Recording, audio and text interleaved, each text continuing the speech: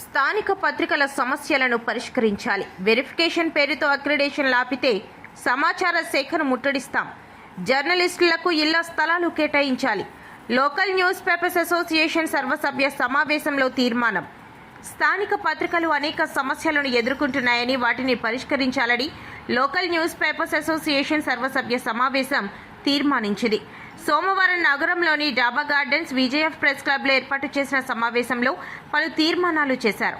Association అధ్యక్షుడు P Satyanarayana అధ్యక్షతన జరిగిన సమావేశంలో గతంలో పలుమార్లు వెరిఫికేషన్ జరిగిందని, మరొకసారి 5,000 సర్క్యులేషన్ దాటిన స్మాల్ పత్రికలకు వెరిఫికేషన్ అవసరం లేదని, రాష్ట్రంలో ఎక్కడ వెరిఫికేషన్ లేదని సమావేశం అభిప్రాయపడింది.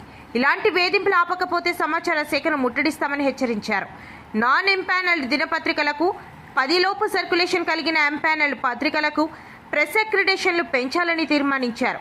స్థానిక పత్రికల్లో వార్తలు రాసే ఫ్రీలాన్సర్లకు అక్రిడేషన్ సదుపాయం కల్పించాలన్నారు. రాష్ట్ర, జిల్లా స్థాయిలలో ప్రభుత్వం స్థానిక దినపత్రికలు, పీరియాడికల్స్కు తగినన్ని యాడ్స్ విడుదల చేసి సహకరించాలని కోరారు. కూటమి ప్రభుత్వం ఎన్నికల మేనిఫెస్టో హామీ మేరకు 4 సెంట్లు చొప్పున జర్నలిస్టులకు ఉచితంగా ఇళ్ల స్థలాలు మంజూరు చేయాలని, ఇతర రాష్ట్రాల్లో మాదిరిగా 10,000 రూపాయల చొప్పున పెన్షన్ల సదుపాయం కల్పించాలని కోరారు. జర్నలిస్టులపై దాడుల నివారణకు అటాక్స్ కమిటీలను వేయాలని, ప్రమాద బీమా సదుపాయం కల్పించాలని తీర్మానించారు. ఈ కార్యక్రమంలో సీనియర్ జర్నలిస్టులు Pujari Satyanarayana, Harinath, KM Keerthan Rao, Gupta, Metta Krishnarao, R Abbas, Sasi, M Srihari, Muralikrishna, Ramana, S Satyanarayanarao, BA Naidu, Kishore, KK Reddy, Prithviraj, Radha, Vasudevarao, Suresh తదితరులు పాల్గొన్నారు. సమాచార రంగంలో స్థానిక పత్రికలు ప్రముఖ పాత్ర పోషిస్తున్నాయి. ప్రభుత్వంతో సమానంగా లేదా పెద్ద పేపర్తో సమానంగా అనేక మంది ఈ వృత్తిలో, ఈ ప్రొఫెషన్లో కొనసాగుతున్నటువంటి నేపథ్యం చూస్తున్నాం. ఆయా పత్రికలు ఈ రోజున అనేక సమస్యలు ఎదుర్కొంటున్నాయి. ప్రభుత్వం నుంచి చేయూత ఆ పత్రిక రావాల్సినటువంటి అవసరం అయితే ఉంది. వారికి ఇస్తున్నటువంటి అక్రిడేషన్లు అంతంత మాత్రంగానే ఇస్తున్నారు. ఇస్తున్న అక్రిడేషన్లు కూడా కఠినమైన నిబంధనలు పెట్టి ఆపే ప్రయత్నం కూడా సమాచార శాఖ అధికారులు చేస్తున్నారు. అది సబ్బు కాదని చెప్పేసి మేము భావిస్తున్నాం. వెరిఫికేషన్ పేరుతో అక్రిడేషన్లు ఆపాలని చెప్పి చూస్తున్నారు.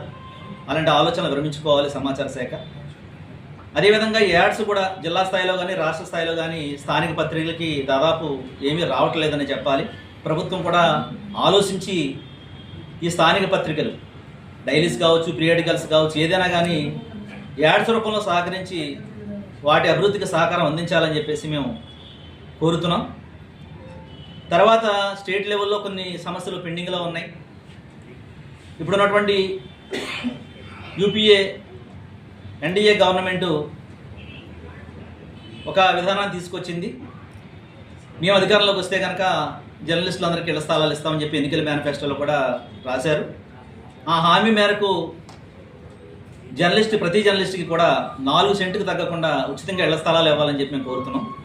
12 రాష్ట్రాలకు పైగా రాష్ట్రాల్లో పెన్షన్ సదుపాయం ఉంది, 10 నుంచి 15,000 వరకు. ఆ సదుపాయాన్ని కూడా జర్నలిస్టులకి కల్పించాలని చెప్పి మేము కోరుతున్నాం. రాష్ట్రంలో అనేక చోట్ల జర్నలిస్టులపై పదే దాడులు జరుగుతున్నాయి, తప్పుడు కేసులు నమోదవుతున్నాయి. అలాంటి వాటి నియంత్రణ కోసం గతంలో ఒక పద్ధతి ఉండేది. అక్రిడేషన్ నియంత్రణ కమిటీలు ఉండేవి.